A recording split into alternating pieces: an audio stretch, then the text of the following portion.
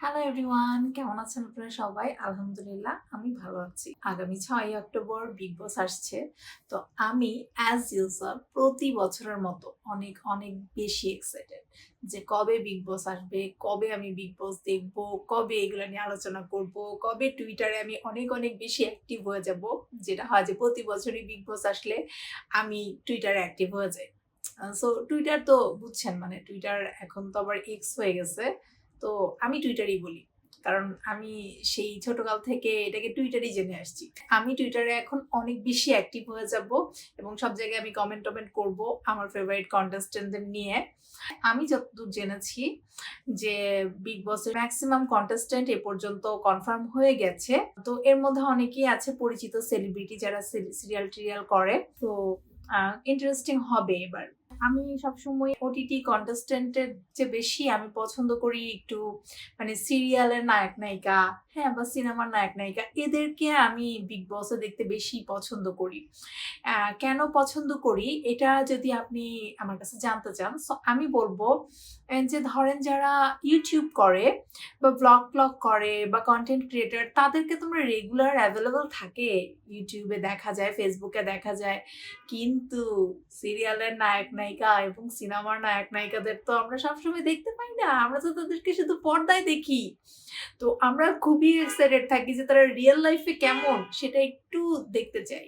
গত বিগ বস ওটিটিতে সালমান খান ছিল না। সাল্লু ভাইকে আমি অনেক মিস করছি। তো এবার বিগ বস 18 তো এখানে আমাদের সাল্লু ভাই থাকতেছে। তো দ্যাটস ওয়াই আমি সুপার এক্সাইটেড বিকজ সাল্লু ভাইকে ছাড়া বিগ বস কল্পনাই করা যায় না। সাল্লু ভাই এবং বিগ বস এক সুতায় গাঁথা। অনিল কাপুরের সিজনটাও খারাপ ছিল না। দ্যাট ওয়াজ ওকে বাট সাল্লু ভাই বুঝতে হবে। তো আমার অপেক্ষা ছিল যে বছরের এই সময়টায় প্রতি বছরই অক্টোবরে কালার্স টিভি চ্যানেলে যেটা বিগ বস হয় সেটা চালু হয়ে যায়। সো আমি এই অক্টোবরের 6 তারিখ থেকে বিজি থাকবো বিগ বস দেখা নিয়ে। তো আমি ভাবলাম যে আমার মতো যে কয়েকজন বিগ বসের ফ্যান আছে তাদের জন্য আমি একটু এসে কথাবার্তা বলি। যে আমরা ঠিক আছে আমরা বিগ বসটা দেখবো। আমরা কি, কি আলোচনা করব। তো যারা বিগ বস দেখেন তারা আমার সাথে আলোচনায় আই থিংক আমার সাথে অ্যাক্টিভ থাকবেন। আমরা এগুলা নিয়ে রেগুলার পোস্ট করব, কথাবার্তা বলব। মজা হবে। আর বিগ বসে একেক দিন যে নতুন, নতুন ফাইট হয়, মারামারি হয়, কাহিনী হয়, কনস্পিরেসি হয়। যে ষড়যন্ত্র ওর বিরুদ্ধে এটা, ওর বিরুদ্ধে ওটা। তারপর মারামারি লাগে, এরা ঝগড়া লাগে। এগুলা তো অনেক ভাল লাগে। তো আমরা এগুলা দেখবো এবং এগুলো আমরা ডিসকাস করব। আবার একেকজনের একেকটা ফেভারিট কন্টেস্ট্যান্ট থাকবে। আমরা তাদেরকে নিয়ে আলাপ করব। হ্যাঁ, আমরা যেটা করব যে তাদেরকে নিয়ে আমাদের যে যার যে ফেভারিট আমরা তাকে সাপোর্ট করব। আবার অপোজিট যারা আছে যাদেরকে আমরা পছন্দ করি না, ওদের যারা মানে সাপোর্টার আছে তাদের সাথে আমরা ঝগড়া করব। এটা একটা মজা। এটা কিন্তু ঝগড়া লাগছে। এটা একটা মজা। পরবর্তীতে লাস্টে দেখা যায় সবই সেম হয়ে যায়। ফ্যানরাও সব মিলে যায়।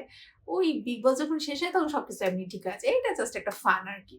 সো আমার যেটা প্ল্যানিং হইতেছে এইবার আমি বিগ বসটা নিয়ে খুব অ্যাক্টিভ থাকার চিন্তাভাবনা আছে আমার।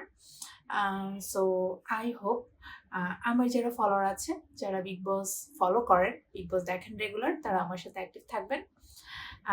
And I am hopeful about it. আমার জানা মতে এবার অনেকগুলাই টিভি অ্যাক্ট্রেস, অ্যাক্টর থাকবে এবং সিনেমা থেকেও থাকবে, বলিউড থেকেও থাকবে, তেলেগু মুভিজ থেকে থাকবে এবং ওটিটি ইউটিউবার এরাও থাকবে কিছু। বাট আম আ আমি যে কয়জনের ব্যাপারে কনফার্ম হয়েছি তার মধ্য থেকে আমার ফেভারিট একজন অলরেডি আমি সিলেক্ট করে ফেলেছি।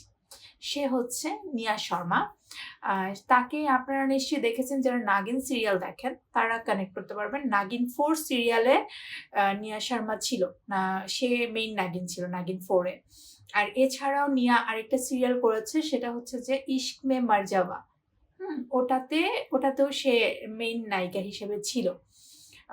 দেন রিসেন্টলি নিয়ার একটা নতুন সিরিজ আমি দেখেছি যেটা নিয়ে আমি খুবই এক্সাইটেড ছিলাম। আমি সব পর্ব দেখেছি, লাস্ট পর্ব পর্যন্ত দেখেছি। এই যে গত সপ্তাহে শেষ হলো এই সিরিয়ালটা। তো সেটার নাম ছিল সুহাগান চুড়েল। সে একজন চুড়েল ছিল এটার মধ্যে। আমার কাছে তো খুবই ভাল লাগছে। আগে আমি নাগিনের ফ্যান ছিলাম, এখন আমি চুড়েলের ফ্যান হয়ে গিয়েছি। সমস্যা নাই। তো এখন এই নিয়াকে যেহেতু আমার অনেক পছন্দ, সো এই নিয়া শর্মাকে আমি বিগ বসে দেখার জন্য খুবই ইন্টারেস্টেড হয়ে আছি। আমি এখন মোটামুটি শিওর যে আমি নিয়াকেই সাপোর্ট করব এই big boss 18 A. But who knows, হয়তোবা ওর থেকে বেটার কেউ কন্টেস্ট্যান্ট থাকতে পারে। এমনও হতে পারে যে অন্য কেউ আসবে যে নিয়ার চেয়ে বেশি ফেভারিট আমার কাছে। দ্যাটস ওয়াই আমি আশাবাদী হয়ে আছি বিগ বস 18 দেখার জন্য। সো আপনারা কে কে বিগ বস ফলো করেন আমাকে জানান যে আপনারা বিগ বস কে কে পছন্দ করেন, কে কে ফলো করেন। সামনে তো আমরা জানতে পারবো কে কে পার্টিসিপেট করবে। সো সেখান থেকে আমরা সামনে আলোচনা করব যে আমাদের কে কে ফেভারিট। সো আমার আপাতত নিয়া শর্মাকে ফেভারিট। আপনারা কেউ যদি নিয়া শর্মাকে চিনে থাকেন আমাকে সেটাও জানাবেন, বা নাগিন সিরিয়াল কেউ ফলো করে থাকেন। আর যারা সাল্লু ভাইয়ের উপস্থাপনা মিস করছেন, ইভেন মজার বিষয় হচ্ছে আমার আম্মু সালমান খানকে অনেক পছন্দ করে। সেও বলছে যে ওটিটিতে অনিল কাপুর ছিল এজন্য তার নাকি ভাল লাগতো না। এখন এই যে বিগ বস 18 এ সালমান খান আসতেছে, এখন সে দেখবে বিগ বস। তো আমরা খুবই এক্সাইটেড। আমরা ফ্যামিলির সবাই মিলে বিগ বস দেখবো এবং আমরা অনেক মজা হবে ইনশাল্লাহ। আশা করতেছি যে এগুলো নিয়ে আমরা আরো আলোচনা করব সামনে। তো টিল দেন আমরা অপেক্ষায় থাকলাম 6 অক্টোবরের। আর এর আগে যদি আমি বিগ বসের ফুল কন্টেস্টেন্ট নিয়ে আপডেট পেলে আমি সেটা শেয়ার করব সবার সাথে। আপনারা যদি চান আমাকে টুইটারে ফলো করতে পারেন, সেখানে আমি বিগ বস নিয়ে রেগুলার অ্যাক্টিভ থাকি। এবং আপনারা আমাকে ইউটিউবেও ফলো করতে পারেন। আমি আমার টুইটার এবং ইউটিউবের ডিটেলস দিয়ে দিচ্ছি, সেখান থেকে আমাকে ফলো করে নেবেন। আর টিল দেন আপনারা সবাই ভালো থাকেন। আল্লাহ হাফেজ, আসসালামু আলাইকুম।